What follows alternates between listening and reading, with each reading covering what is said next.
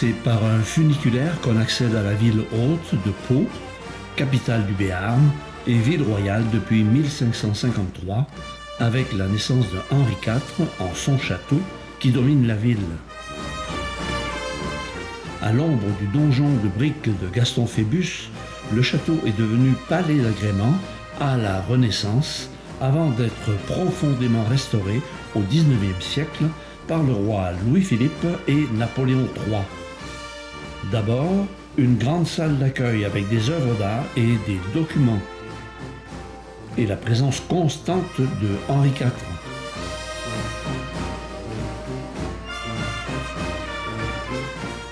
Son acte de démariage avec sa première épouse, la reine Margot,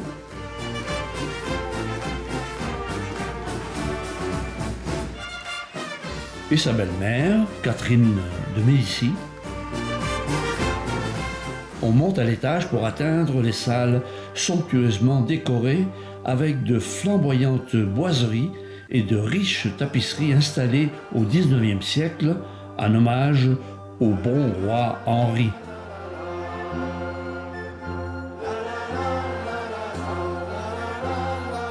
On peut aussi y voir la carapace de tortue des Galapagos qui servit de berceau au futur Henri IV.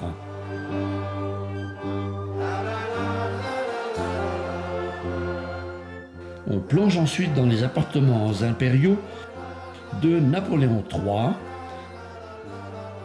et de l'impératrice Eugénie.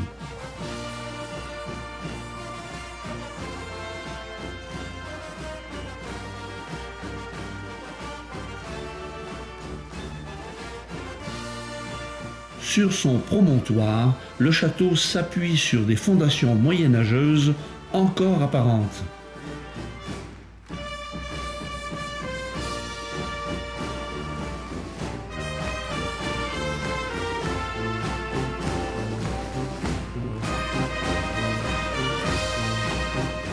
Voisine du château, l'église Saint-Martin et son square de 1871, ainsi que l'ancien hôtel Gassion de la grande époque du tourisme hivernal, la place royale, grande place arborée de l'hôtel de ville, et le Tour des Géants, des vainqueurs du Tour de France que Pau a reçu à 70 reprises.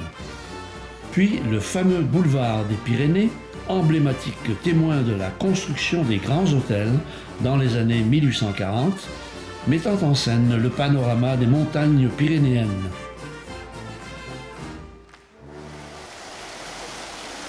Au centre de la vie urbaine, la place Clémenceau et son square,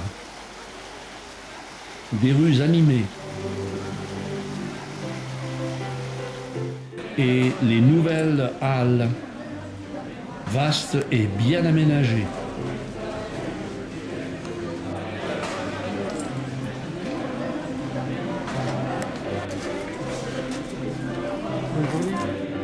Donc c'est fait, maintenant par contre c'est pas fini parce que maintenant la plus dure pour lui c'était de faire retourner les produits.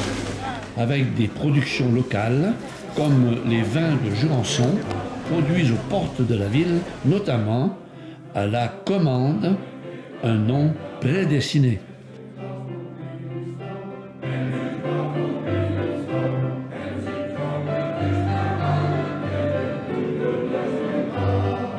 Site d'une église et d'un hôpital du XIIe siècle, doté d'un petit cimetière contenant des stèles funéraires discoïdales qu'on retrouve de part et d'autre des Pyrénées. L'Escar veille ici sur son territoire depuis 2000 ans. Première capitale du Béarn à l'époque romaine, elle conserve les vestiges de ses remparts du Moyen Âge, ainsi que des traces plus récentes.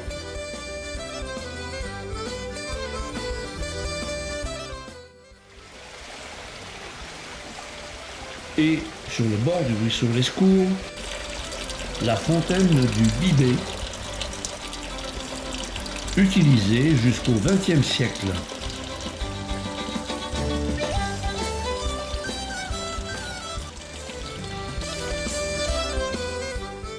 Quant à la cathédrale, Du XIe et XIIe siècle, elle conserve la sépulture des derniers rois de Navarre.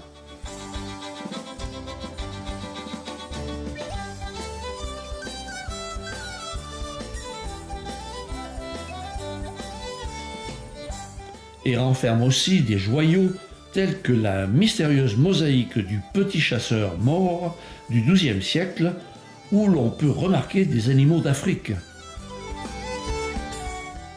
Après Arbus,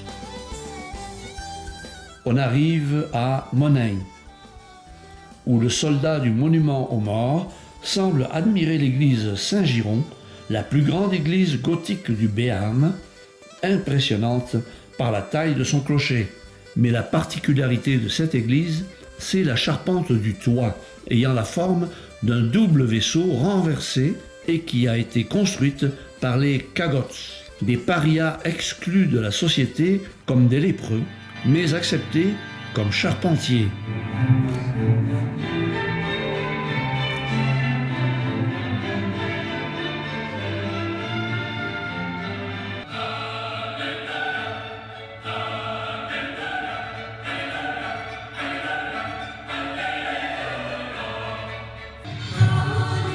Il est bon de souligner que ce sont aussi des Cagots du Béarn à qui on a confié la construction au XIIIe siècle de la charpente de Notre-Dame de Paris.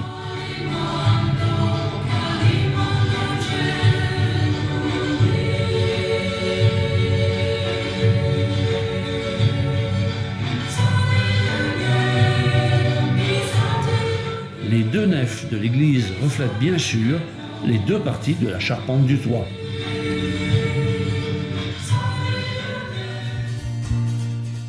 Navarinx est la première bastide bastionnée de France par le grand-père de Henri IV au XVIe siècle. On y entre par la porte Saint-Antoine, protégée par un orillon sur le côté, et depuis les remparts, un point de vue sur le gave d'Oloron. Couvert d'un toit, le puits de défense du pont-levis. À l'arrière des remparts, la poudrière. Puis les vestiges d'un bastion. Et les toits des maisons protégés par les murailles. Autour de la place des casernes. La fontaine militaire était à l'origine le seul point d'eau de la cité.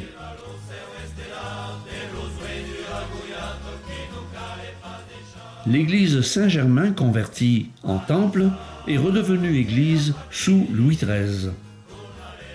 Elle se situe sur l'un des chemins de Compostelle.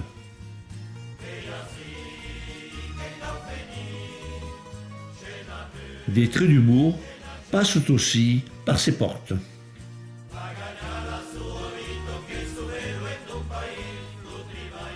Jeanne d'Albret, elle, est passée par cette maison. Et il paraît qu'on fait ici de la bonne cuisine.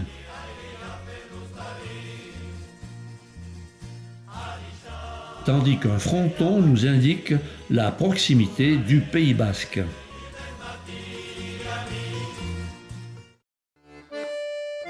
Sauveterre est une autre forteresse défensive du Béarn, au bord du gave d'Oloron.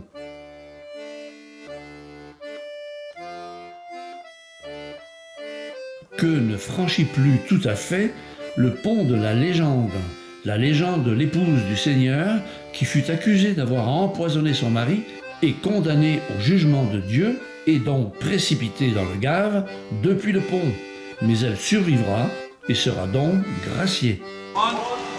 Aujourd'hui, ce sont des touristes anglais qui sautent du pont.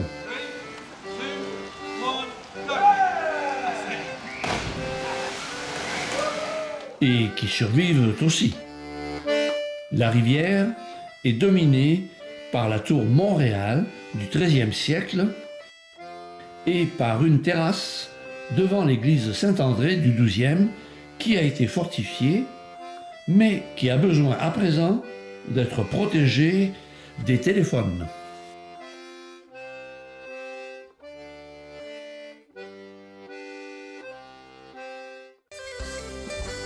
Le Saleis traverse Saly de Béarn, bordé par des maisons sur pilotis ou à galeries qui datent du XVIIe siècle.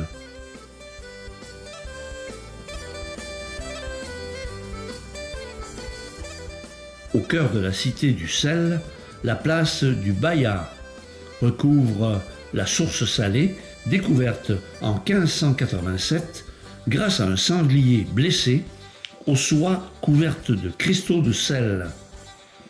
La source salée, qui était toute proche, a fait la richesse de la ville. Et ce sont toujours les descendants des propriétaires originels de la source qui gèrent la corporation des parts prenants.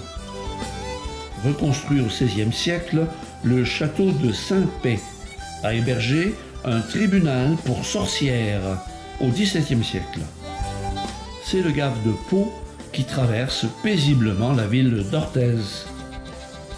Le Pont-Vieux, avec sa tour et ses arches inégales, date du XIIIe et XIVe siècle. La majestueuse église Saint-Pierre rappelle l'époque fastueuse où Orthez était capitale du Béarn. Comme la maison Jeanne d'Albret, une élégante demeure du XVIe siècle, l'hôtel de Lune du XVe a accueilli durant des siècles des pèlerins de Saint-Jacques de Compostelle vers le Pays basque tout proche.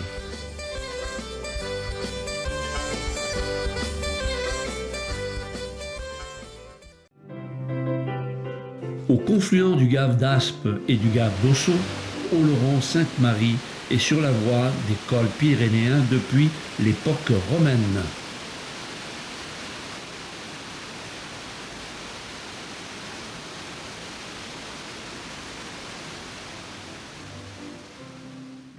C'est la cathédrale Sainte-Marie qui a donné une partie de son nom à la cité. Elle est dotée d'un magnifique portail roman, resté intact depuis le XIIIe siècle grâce à la dureté du marbre pyrénéen dont il est fait. Il représente une descente de croix. Avec les siècles, la pierre a pris le poli de l'ivoire. À l'intérieur, un grand orgue de 1650 et des vitraux attirent l'attention.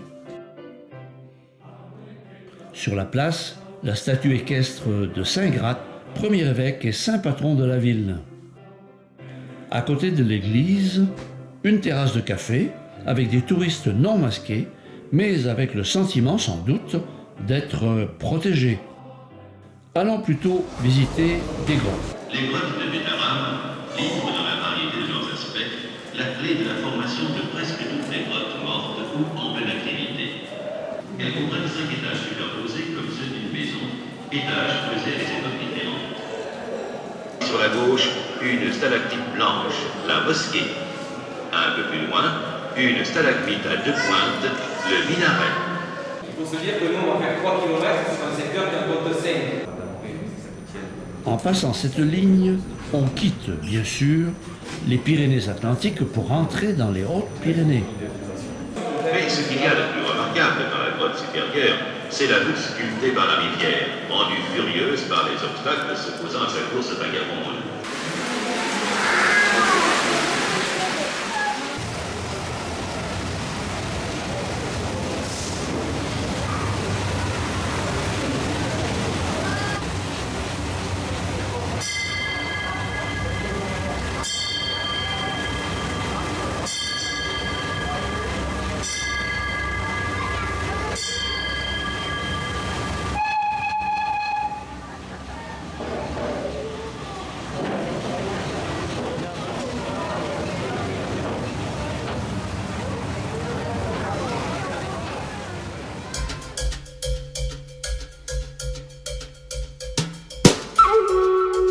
En remontant le Val d'Ossau, on atteint la petite ville de Larens. Puis la route serpente le long du ruisseau Valentin. C'est là qu'on rencontre les premières difficultés.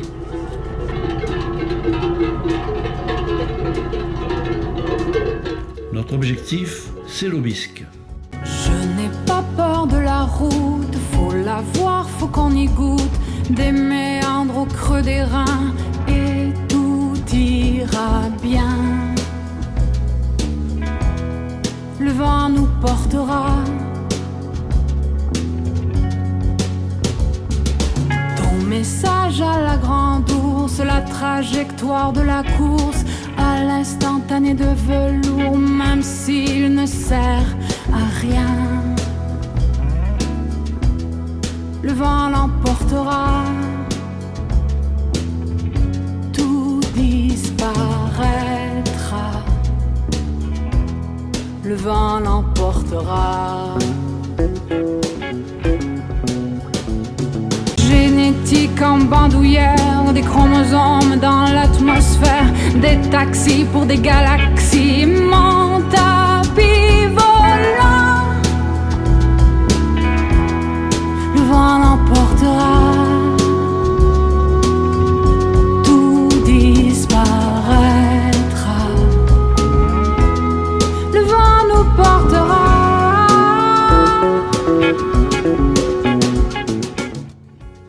Enfin, une excursion inoubliable vers le lac d'Artoust. On prend d'abord une télécabine près du lac de la Sagette qui nous monte à plus de 1900 mètres d'altitude. Et là, nous continuons dans le petit train qui a été installé pour la construction du barrage du lac d'Artoust.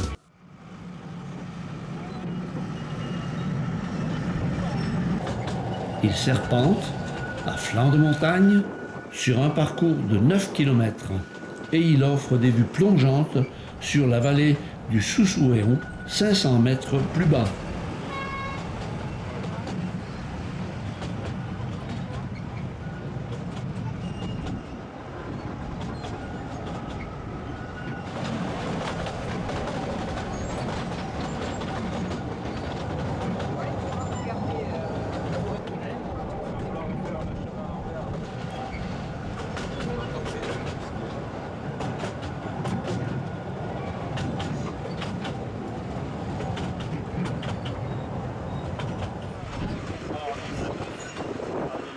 Puis on atteint le terminus en contrebas du barrage du lac d'Artoust. Un sentier permet d'atteindre le barrage au milieu des moutons que l'on ne semble pas déranger, pas plus qu'un hélicoptère au-dessus de nos têtes.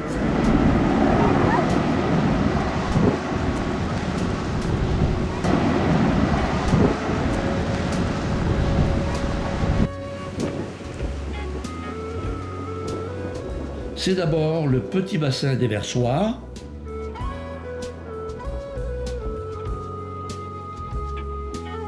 puis le barrage et le lac d'Artoust, entouré de plusieurs sommets de 3000 mètres.